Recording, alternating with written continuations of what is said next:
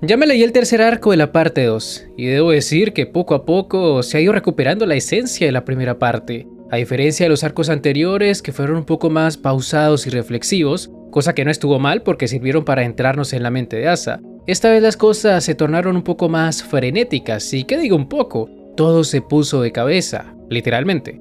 Los protagonistas tuvieron que enfrentarse a un demonio primigenio, uno de esos que nunca han sido vencidos. Y si bien parecía que este sería su fin, al final el poder del amor, el amor por el sexo y la comida china, le salvaron las papas, así que bueno, hablemos de este arco centrado en el demonio de la caída. Comencemos. Tras ser advertida por Yoshida para que no se le acercara a Denji, cosa medio rara de su parte, Asa regresa a casa lamentándose por ser tan ilusa, por caer tan fácil ante la idea de ser amada por otros. Primero lo hizo con Denji y ahora le estaba pasando con Yoshida. Creyó que por haberla invitado a tomar un café, el chico estaba interesado en ella, pero no fue así. Debido a esto, Asa comenzó a sentir que su vida era un incordio, que sin importar lo que hiciera, la tragedia no dejaba de acecharla, y que esa soledad que sentía en lo más profundo de su corazón nunca podría ser sanada. La chica se estaba dejando engullir por la depresión, y desgraciadamente esta no era la primera vez en la que se sentía de esa forma. Es verdad que en este caso puntual su depresión se dio por culpa del demonio de la caída, pero en el pasado ya se había sentido de forma similar, ya había deseado morir, lo hizo cuando mató a Oki por accidente o cuando rompió su teléfono en el acuario. La vida de Asa estaba llena de tragedias y el demonio de la caída solo sacó a relucir lo que ya existía en su interior. Asa es una persona que ha experimentado demasiadas pérdidas, no solo perdió a su madre Wayuko, aquel gato que había salvado en el pasado también murió por su culpa, por haber confiado en las palabras de la directora de su orfanato, una mujer que no toleraba que ella fuera feliz mientras los demás no. Por eso es que Asa nunca quiso relacionarse con nadie, por eso siempre se mantenía aislada de los demás, porque creía que todo aquel que quisiera hacerle compañía terminaría de la peor forma posible. Ese era su mayor miedo, saber que aunque la soledad le hiciera daño, estar acompañada era aún peor. Se podría decir que Yoru escogió a la persona menos indicada para vengarse, porque Asa no iba a convertir a nadie en arma, no cuando eso implicaba hacerle daño a la gente que amaba. Es cierto que la chica quiere deshacerse de Yoru lo más pronto posible, pero simplemente no puede cumplir con las condiciones que le puso el demonio de la guerra. No está en su naturaleza matar a otros, y aunque por unos breves instantes intentó luchar contra los poderes del demonio de la caída, al final terminó cediendo ante los deseos de quienes querían eliminarla. Después de todo, si ella moría, su sufrimiento también lo haría. Esa fue la conclusión a la que llegó antes de que Denji la salvara, antes de que le mostrara que la vida podía ser divertida si confiaba en el poder del sexo. En este arco volvemos a ver a Denji en acción. Nayuta logra convencerlo para que vuelva a su trabajo como héroe de la ciudad, y tras enterarse de que el demonio de turno iba tras su ex candidata novia, decide hacer lo posible para salvarla.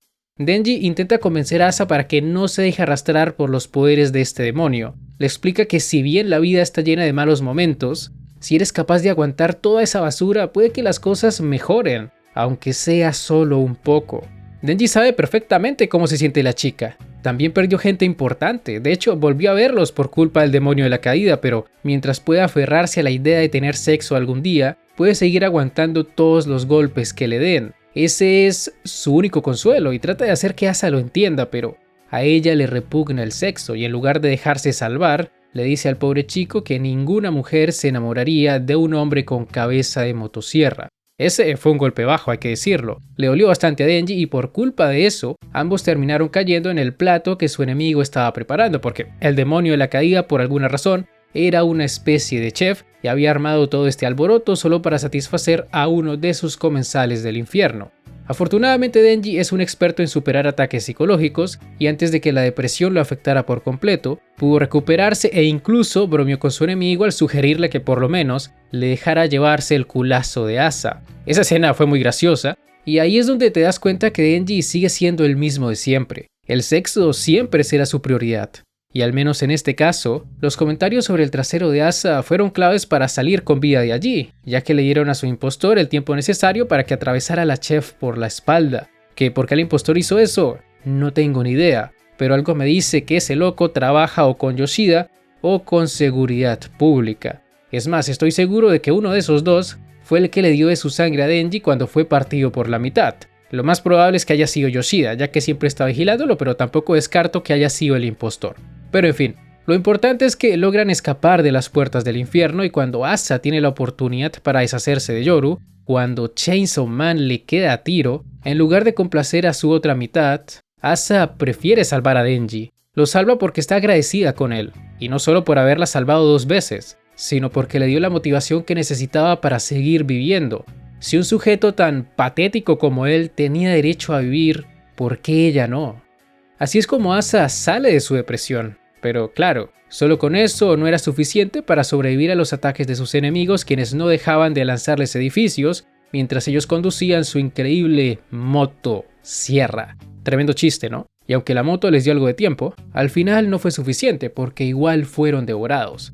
Ambos protagonistas habrían muerto, de no ser porque Nayuta intervino de último momento. Y aquí es donde hay que empezar a analizar las cosas, porque todo esto había sido organizado por Kiga. Fue ella quien contrató al demonio de la caída, y más importante aún, Nayuta ya era consciente de que esta loca era su hermana. Desde un principio los protagonistas nunca tuvieron ninguna oportunidad contra el demonio de la caída. Es un demonio primigenio y no puede ser vencido por ningún arma conocida por la humanidad.